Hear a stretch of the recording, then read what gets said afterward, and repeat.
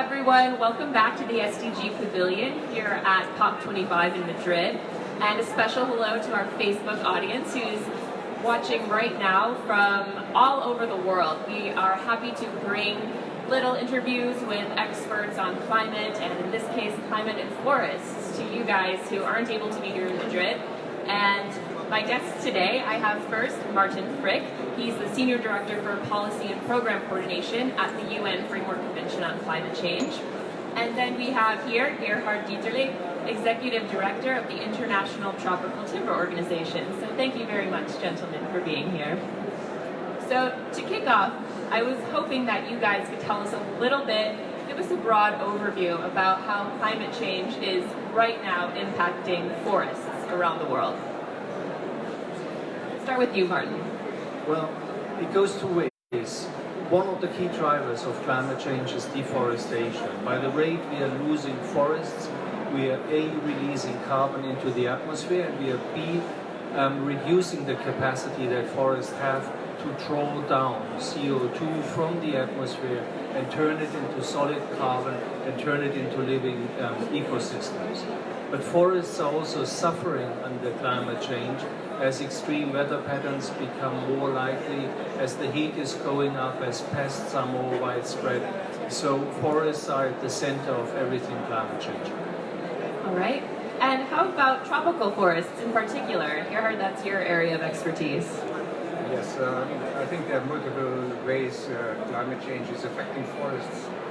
One is that forests are increasingly susceptible to impacts from climate change, severe droughts, severe storms, and so on. And we see some of the impacts already this year in Brazil, Peru, and Indonesia, and especially also in the northern part of the northern hemisphere.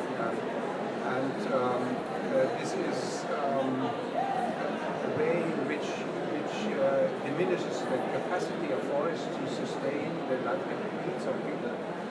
And the other one is that a growing population, especially in Africa, we think that we have 1.3 billion people, but in 80 years from now we have 4.6 billion people in Africa. And the diminishing resource base is then confronted with increasing demand from populations, and that is not a good interaction, basically. And that has been forgotten so far in the international climate agenda, that more people do not need only more food, but in the same correlation they need more wood products for housing, for wood waste energy, for mass products, oil and paper, and so on. And so everything creates stress on the resources. Absolutely. So when we talk about climate change and its impact on forests, we have some good frameworks here that we're working on globally to implement some changes. We have the Paris Agreement, which is what COP25 is broadly about the implementation of. And then we have the SDGs. And we're here in the SDG Pavilion, and we're every day trying to connect the climate agenda with the 2030 Agenda for Sustainable Development. So I'm hoping you guys can shed more light on which SDGs relate to forests and how these two frameworks can be complementary. Firstly, indeed, the 2030 Agenda is the Paris Agreement and the SDG Agenda. And you cannot achieve the SDGs if we cannot stop climate change, full stop. And that is all 17 SDGs. Now, forests are so instrumental in the living ecosystem that my answer would also be, well, forests affect every single SDG. If we are losing even more forests that we have already lost, we are basically doomed.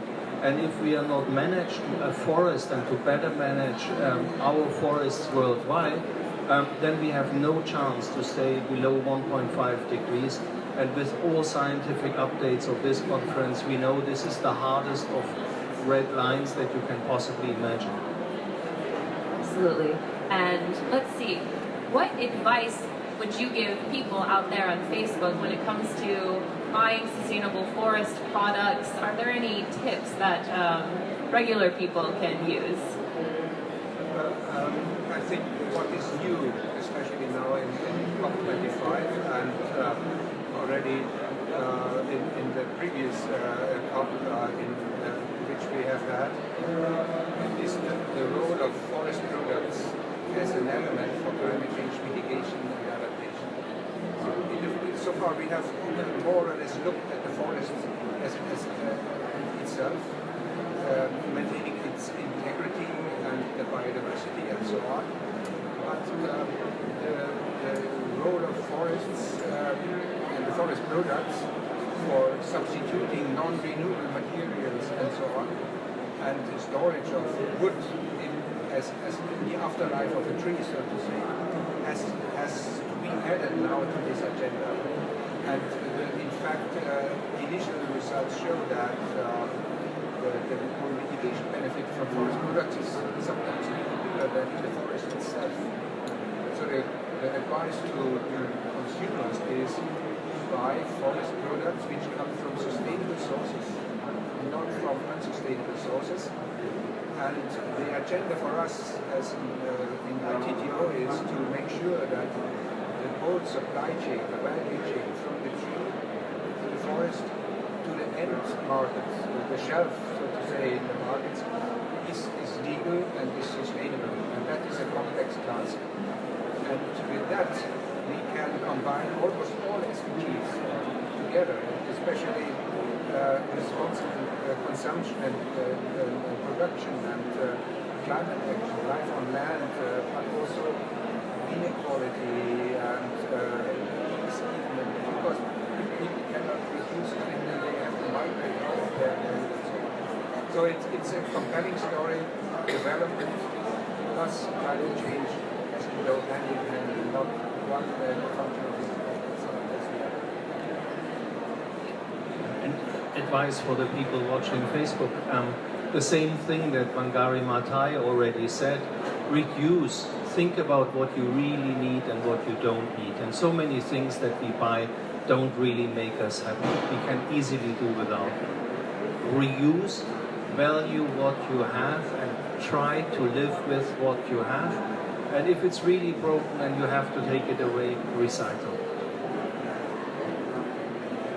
I would like also to add that now we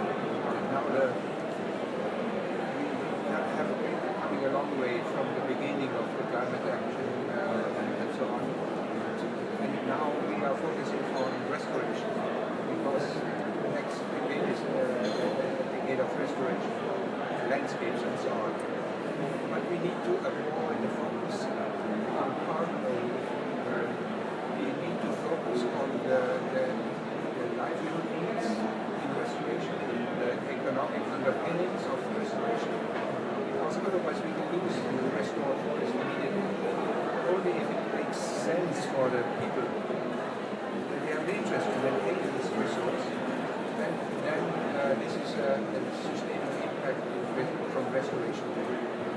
Great, and we have some upcoming conferences that will help further some of these big initiatives to help forests. For instance, we're doing the Ocean Conference next year, and there are ocean forests. We have the Transport Conference next year, and we're all looking for sustainable transport options that lower carbon emissions and also use land in a sustainable way. So I thank my guests here for being with us today. And for you guys at home, you can learn more about the Sustainable Development Goals at sustainabledevelopment.un.org. And you can tune in tomorrow as well, and we'll have more Facebook Lives. Thank you.